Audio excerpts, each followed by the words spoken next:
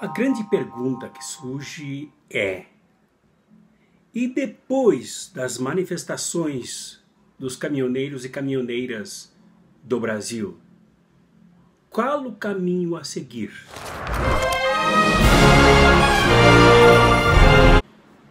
Ainda paira sobre o Brasil e fortemente as consequências das manifestações paredistas dos caminhoneiros e caminhoneiras do Brasil. As manifestações causaram desde problemas econômicos, como abastecimento de alimentos, gasolina, álcool, remédios, matérias-primas para as indústrias, transportes de produtos industrializados, enfim. E causou um abalo político que mostrou, no mínimo, duas coisas. Uma, que o golpe vampiresco está com as pernas frouxas, com os pés de barro, frouxo, quase caindo. Pouco do empurrãozinho a mais e ele cairá. A outra questão é que mostrou que politicamente o movimento não foi eficaz. E aqui não é crítica, aqui é apenas observações, são observações. A primeira observação é de que não foi unificado. Não tem uma categoria que assuma um movimento deste porte. Não há um sindicato, não há lideranças que sentem, organizem previamente a manifestação, transformem-a numa greve e ponha a sua liderança a negociar. Infelizmente não há. Segundo, o movimento errou politicamente ao permitir o uso para fascistas desses de pijama aí, militares das três armas, principalmente do exército, que são remanescentes da ditadura militar e que têm sede de sangue, de prisões, de torturas e de assassinatos de quem não concorda com o capitalismo, com o seu neoliberalismo, esta face terrível do imperialismo internacional. E terceiro, porque o movimento descoordenado e permitindo o uso não se costurou com a sociedade brasileira, infelizmente. Não conseguiu a tesão da sociedade brasileira exatamente porque permitiu o uso de bandeiras como essa intervenção militar, bandeiras equivocadas, bandeiras que recrudescem a crise e não ajudam na caminhada e na transição. O que vem depois?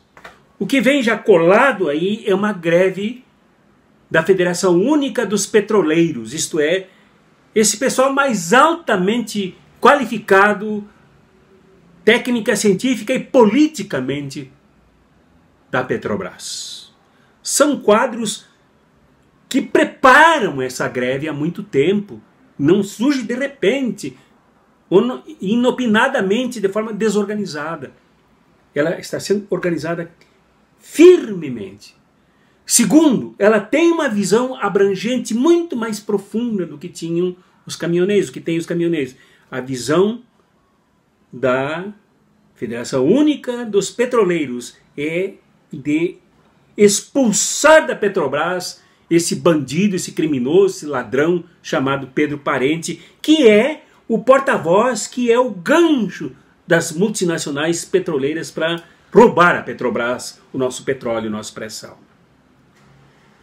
Mais outro item ainda é que eles enxergam o golpe dado por esse grupo, por essa quadrilha, por essa gangue aí em torno do vampirão Michel Temer. Por isso eles gritam fora Temer. Então há clareza de que o problema não é só de caráter econômico, de preços, de custos.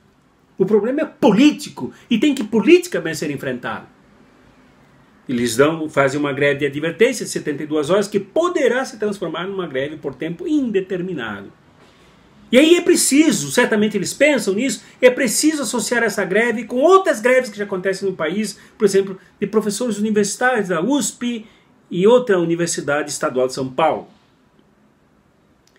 E criando greves em todo o país. Como diz um amigo meu, greve não é uma ideia, ela tem que acontecer em algum lugar e levar o país a parar. Precisa parar o Brasil, de fato, articulando a greve, articulando a parada do Brasil com toda a população brasileira e colocar o povo nas ruas. Isso nós já vimos dizendo há muito tempo. Há muito tempo.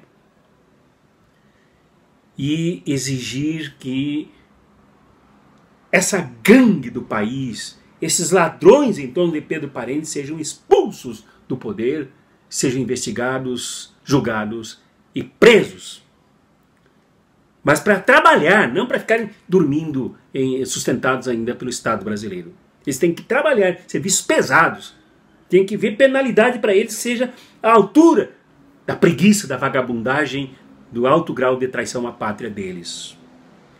E depois, o movimento tem que continuar no sentido de libertar o ex-presidente Lula, condenado de forma injusta pela mesma quadrilha, agora estendendo até Sérgio Moro e a Lava Jato.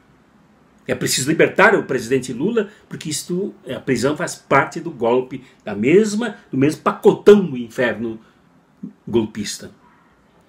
E, por último, se dirigir ao Supremo Tribunal Federal, aos milhões, aí de caminhão, de trator, de bicicleta, de tudo, de forma pacífica, e exigir daqueles ministros preguiçosos desta ministra Carmen Lúcia, que engaletou o mandato pelo cancelamento do impeachment do golpe, e trazer a presidenta Dilma de volta, que é a presidenta legítima desse país, para ela cancelar todos esses atos, as privatizações, todas essas deformações que o vampirão chama de reformas, cancelar tudo isso e depois convocar eleições livres.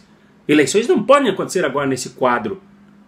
Elas têm que ser livres, com os candidatos mostrando suas plataformas e o povo escolher aquela que seja mais justa para libertar o nosso povo, definitivamente libertar o nosso país, para o nosso país maravilhoso, realmente servir a sua vocação no mundo todo, que é a vocação da paz, vinda da justiça social, a vocação da fraternidade, a vocação daqueles que se abraçam e que sabem amar. É isso que tem que fazer, esse é o caminho a seguir. Não parar aí na manifestação dos caminhoneiros, mas prosseguir e fazer crescer a greve dos petroleiros. Abraços críticos e fraternos para vocês todas e para vocês todos, com muita esperança, mas uma esperança ativa e não uma esperança de quem fica esperando que caia um milagre do céu.